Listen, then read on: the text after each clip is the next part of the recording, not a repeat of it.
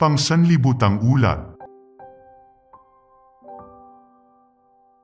Pagpapalaya sa mga bilanggo, April 26. Renato, Thailand. Noong Biyernes ng gabi, nire-review ni Renato ang sermon na inihanda niyang ipangaral kinabukasan para sa kanyang ika-37 kaarawan. Tubong Brazil, siya ay nasa kalagitnaan ng kanyang unang taon bilang isang misyonerong guro sa Thailand, at tinanong niya ang pastor kung maaari siyang mangaral para sa kanyang kaarawan. "Malayo ako sa aming tahanan," sabi niya. "Hindi ko alam kung anong aking gagawin sa aking kaarawan. Hayaan mo akong mangaral. Iyon lang ang paraan para maipagdiwang ko ang aking kaarawan." Ngunit habang tinitingnan ni Renato ang kanyang mga tala sa sermon, nakatanggap siya ng tawag sa telepono mula sa punong tanggapan ng South American Division sa Brazil. Tila may ibang iniisip ang Diyos para sa kaarawan ni Renato. "Maari ka bang pumunta sa paliparan ng Bangkok?" tanong ng tumatawag. Ito ay isang direktor ng departamento sa South American Division. Isang dating kaanib ng Seventh-day Adventist ang inaresto doon dahil sa pagpupuslit ng droga. Naantig ang puso ni Renato sa pag-aalala ng tumatawag. Malayo ang Brazil sa Thailand. Ngunit nag-aalala ang isang lider ng iglesia sa Brazil tungkol sa isang dating kaanib ng iglesia na inaresto sa Thailand. "Kailangan natin ng isang misyonero para bisitahin ang batang ito at manalangin kasama niya," sabi ng direktor ng departamento. "Baka pwede mo siyang bigyan ng Biblia. Kailangan natin ng yayakap sa kanya." Isinantabi ni Renato ang mga tala ng sermon at pumunta sa paliparan. Hindi niya masyadong naiintindihan ang wikang Thai at hindi siya sigurado kung paano siya makikipag-usap sa pulis.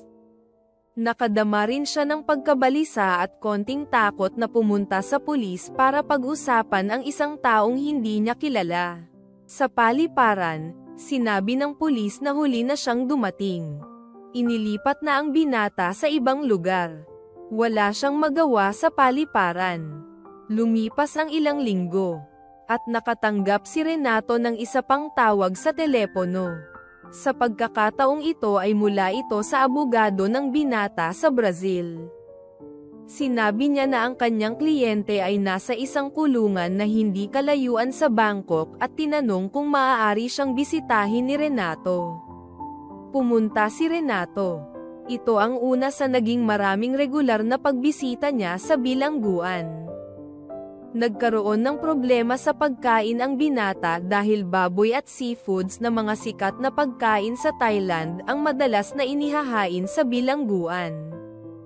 Ngunit ang binata ay hindi kumakain ng maruming pagkain.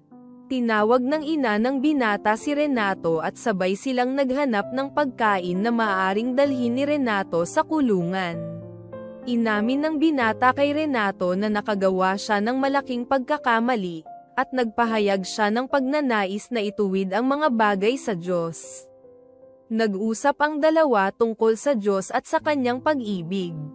Pagkaraan ng ilang panahon, hiniling ng abogado ng binata kay Renato na bisitahin ang isa pang Brazilian na bilanggo na kliyente rin niya sa bilangguan sa Thailand.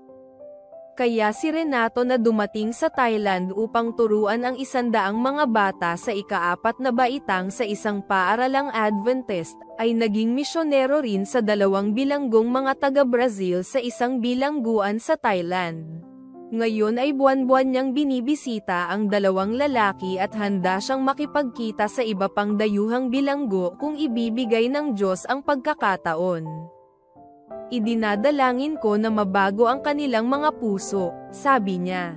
"Siguro sa hinaharap ay makikita natin ang bunga ng mga panalangin ito." Hiniling niya sa mga kaanib ng iglesia sa buong mundo na samahan siya sa panalangin. Ipanalangin ang 2 lalaking ito at gayon din ang bawat dayuhan sa bilangguan sa Thailand, sabi niya. Maganda kung magkakaroon sila ng pagkakataong makilala ang Diyos. Ating ipanalangin ang mga bilanggo sa Thailand at sa buong mundo, kabilang ang bawat taong nakakadena sa pasanin at pagkakasala. Ipanalangin ang mga misyonerong Adventist tulad ni Renato habang ipinapahayag nila ang mabuting balita na si Jesus ay namatay upang palayain ang mga bilanggo mula sa kasalanan. Salamat sa iyong 13th Sabbath offering ngayong trimestre na makakatulong sa pagpapalaganap ng Ebanghelyo sa Southern Asia Pacific Division, na kinabibilangan ng Thailand.